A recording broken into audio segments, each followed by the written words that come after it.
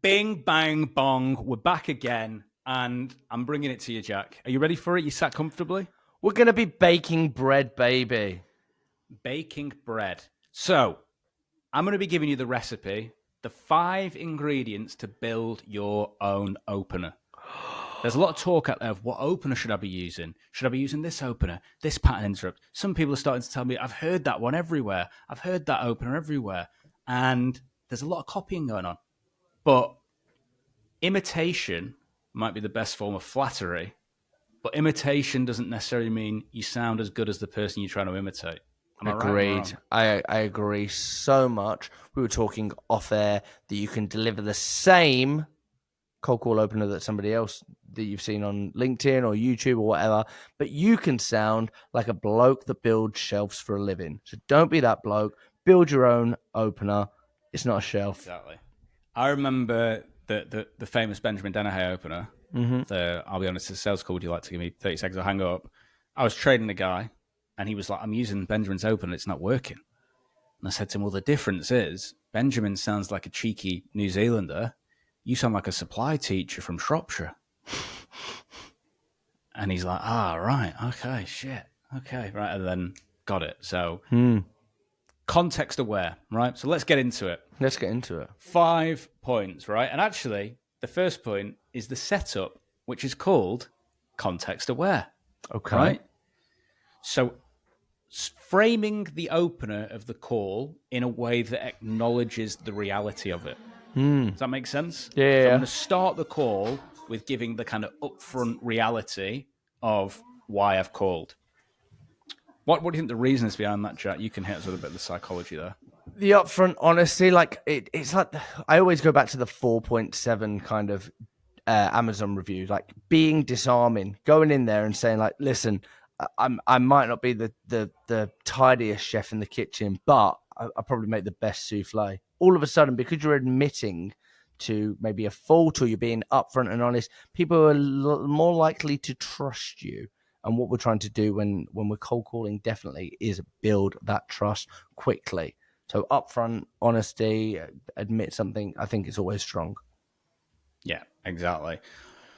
So the obvious one, the one that everyone knows, and let's see if we can think of some different ones here, Jack, between us. The one that everyone knows is, hi, Jack, I'll be honest, it's a sales call. Or, hi, Jack, you're going to hate me. Or, hi, Jack, you weren't expecting my call. Yeah? Now, if we were to think outside the box, John, I'll be honest, you're probably guessing right when you've recognized it's a number you don't know. That'd be context aware. I'll hit you with some honesty straight out of the gate so you're not sat there wondering who I am. John, you might think this is an interruption. John, this could be the worst or the best call of the day. Are you willing to roll the dice and find out? Those kinds of things are acknowledging the context of what's happening. So they're situationally aware. Now, those ones we talked about, they're kind of the ball buster openers, aren't they? Other ones might be, I'm really struggling with something. I was hoping you could help me. Yeah, or even, tricky task. I'm calling... Yeah, tricky task. Exactly. Like, even if I was doing one of the first campaigns that I did was for Panasonic, and I used to say, I'm calling from Panasonic. This obviously might be the part where you tell me you hate Panasonic and you don't want to speak to me anymore. Oh, well, no, what's it about?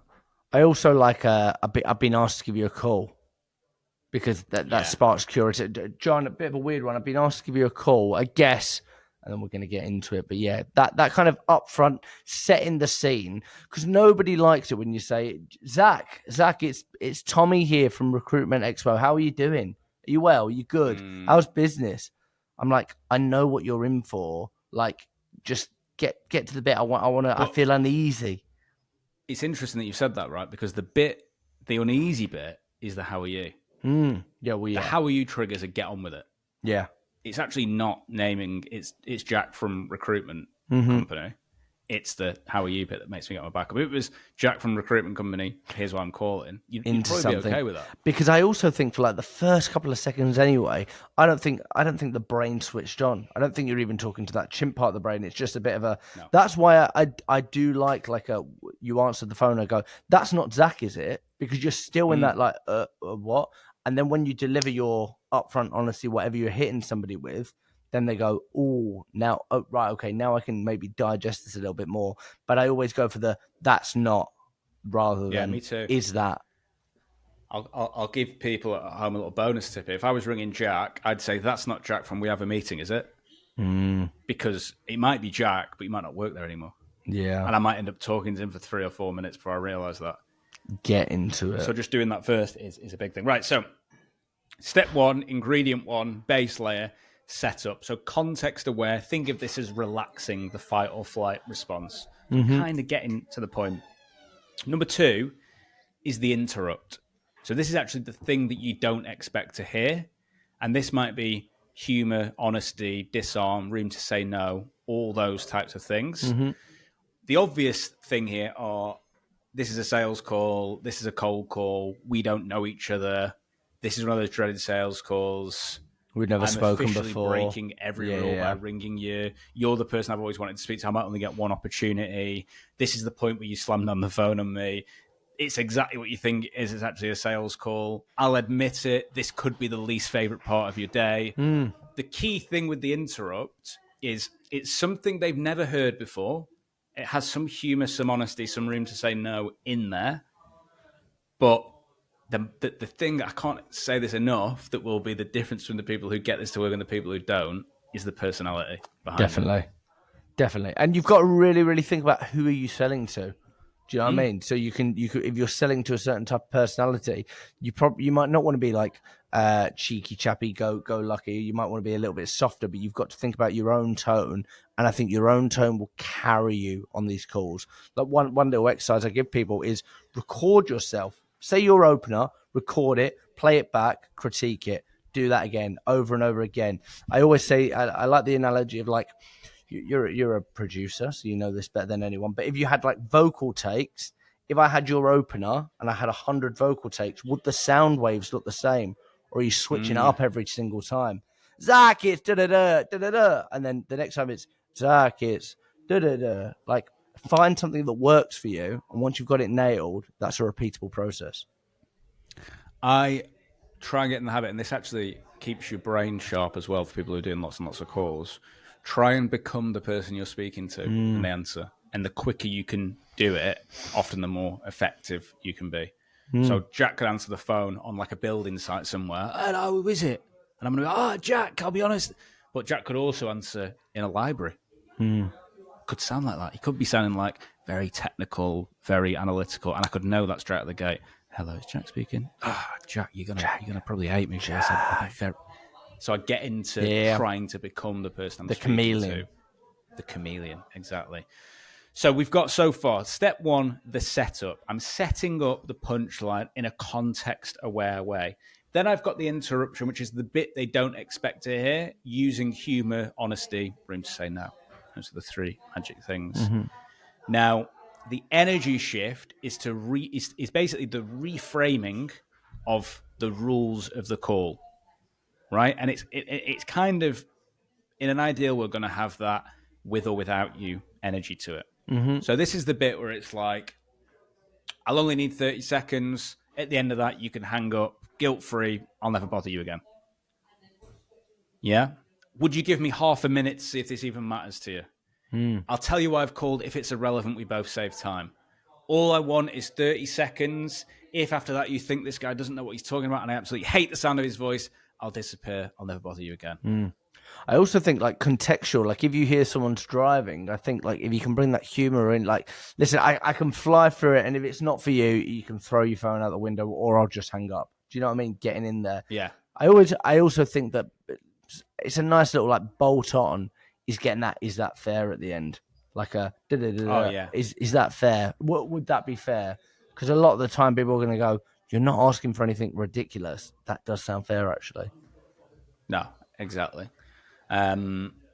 My opener before the pattern interrupts used to go really well. I'd say, Jack, I'm calling from X company. Actually, and I'd interrupt myself. I go, actually, before I get ahead of myself, you've probably never heard of X company before. And you go, no, I haven't, or yes, I have. And when you said, no, I haven't, I'd say, we're the only company that does X, normally solving these problems. And then I'd actually go straight into, when's a good time to show you? They pick a time or a date or say they're not interested, whatever. Let's say they were like, oh, no, that sounds quite interesting. I'll pick that. I'd interrupt myself and say, actually, getting ahead of myself again. Before I get there, I probably need to ask you some questions about why it'd be relevant to you. So the interrupt there is me interrupting myself. So the call doesn't feel quite as salesy as normal. It almost feels like I kind of don't quite know how to do my job properly. I'm getting a bit overexcited and ahead of myself. But there's something in that makes it feel not like the normal sales call. Yeah, and definitely if you're a bit clumsy or interrupting or you're kind of falling over yourself, people kind of want to jump in and go, well, listen, let me help you out. You've obviously, listen, I'm the expert. You're the novice. Exactly. Let me guide you through this. This isn't how a sales call goes. Let me give you a bit of meat on the bone. Oh, yeah, sorry. It's a Tuesday. Can I just tell the people, you said novice then, didn't you? You didn't say I'm the knobhead. No, I didn't say you were a knobhead. Yeah, just to be really clear. Novice. Okay. Control is the next one, but this is almost like the illusion of control, right? So this is the, to Jack's point, this is the does that sound fair moment. So it's almost like having these little mini contracts, little mini permission, or it's just a little like permission to go kind of feeling to it. So the obvious ones are things like, I'll take 30 seconds now. If at the end of it you're not interested, I'll leave you alone. Does that sound fair? Yeah? Or am I right to tell you why I called, or do you want to have me tracked down and shot? Should we test if this even makes sense to you? It's totally your call. Should I keep going, or do you want to throw your phone out the window? Yeah? If you're interested, I've got my stopwatch ready to go. Yeah, so it's all those types of things. So you'll notice there, straight away, if you're thinking of it just in the ingredient, you can actually start thinking of different things that probably feel natural to you, and maybe you can mix it up a bit every time. You don't just have to say the same thing every time. So far we've got the setup, right? I'll be honest, I'm probably going to ruin your day. The interruption. It's one of those dreaded sales calls. I know you're not expecting me. You probably hate the sound of my voice already. Am I okay to take 30 seconds, tell you why I called? If it's completely irrelevant, I'll never bother you again. Sound fair? Nice. That would be how up to that point would sound. And the last bit, that the step 5, you touched on it before, is the kind of consistency element. So it's the difference probably between, in fact, Jack, I'll return the favor. I'll put things back in your world. You're a trained actor. Trained thespian is the word. Yes, thespian. Yeah. So there's a difference, isn't there, when you've got your script in front of you and you're practicing your lines with Princess Jasmine. Yep. There's a difference between that and when you're on the stage. It sounds very different. But actually, when you get on stage, you've probably practiced that script a million times. So really, when you get on stage, surely it should sound more robotic and scripted. So why doesn't it? Because that's where the flair comes in. That's where the performance comes in. Remember, you might have said that call opener 1,000 times, but for the other person on the end of the phone, it's their first time hearing it. So you've got to deliver it every single time. And this is why sales is tiring, because you kind of lose that energy, that kind of enthusiasm. Can you consistently be that person? It's very hard, though, to play a character your whole life, especially if you're coming to work and being this other person. So my advice would be like, find what opener works for you and your personality that you're selling to. Maybe find a product that suits who you are as well, and find a company. Don't go to work if you're selling to plumbers and you sound like you've got a toffee in your mouth. Do you know what I mean? Like, go and sell. Words? Yeah, something sticky. Go and sell something that suits you. I would always say, like, you don't want to fake it too much. I didn't know you. I'm gonna can I blast through my? These are the things that I've noticed that would make a massive difference to people. Yeah, please blast. Like as in, well, I'm kind of doing all that already, but it's still not really landing the way I thought it would do. These are the bits, right? Bang these bits in, you'll notice a big difference. First one, when I connect with someone, I sit forward in my seat like that. It's like they've got my attention. I sit forward and I go into like action mode. Yeah, but then when they are interested, I sit back. Now, the reason that I do that is sitting forward is performance, sitting back is therapist. Yeah. And it triggers my brain. Body language is a powerful thing, right? you can do little things that change that as well. So if you smile when you deliver certain bits, you will notice it in the tone. They obviously can't see the body language, but the tone will audibly change. If I was listening to your calls, I can hear when you're smiling. Mm-hmm. Delivering the punchline, if you're using you're probably going to hate me for this, delivering it with a little playful chuckle every time. Or like Jack said, delivering it like you are on stage, giving it that showman piece. Pause after saying this is a sales call, or delivering whatever kind of the honesty piece is, whatever the interrupt piece is. I'll be honest, it is a sales call. Oh no, let them like have that response to it before you go in. Slower than normal speech, so it feels authentic. The voice is an instrument, and you have things that you can use in it. You have the louds, you have the quiets, you have the way of going a bit more gravelly, of slowing things down, of speeding things up to sound more excited. Play with that so you find that natural cadence. And the key one is to match the energy of the person you're speaking to as best as possible. And that will do two things. You obviously sound like the person you're talking to, massive chances of success in doing that. But the second point is you will keep the brain sharp. If you know I've got to be like that person every call, you won't be able to just sit back and go into autopilot. No. Those are my bits. I think they're brilliant. I think the pace is such a big one, like especially for like newbie salespeople, just like rushing through it. Just like they're so petrified or they're so excited. Just really, really slow it down completely. Like listen to it back. Are you going too fast? It should be a nice pace.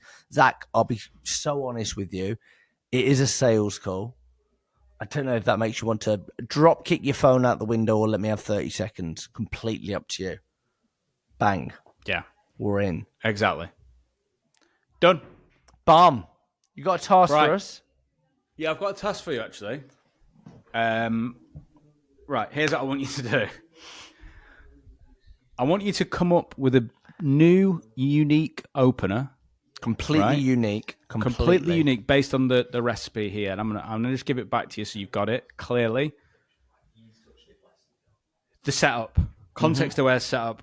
I'm going to ruin your day, whatever that is. The interruption is a sales call. You weren't expecting my call, whatever it may be. The energy shift, the control, the consistency, right?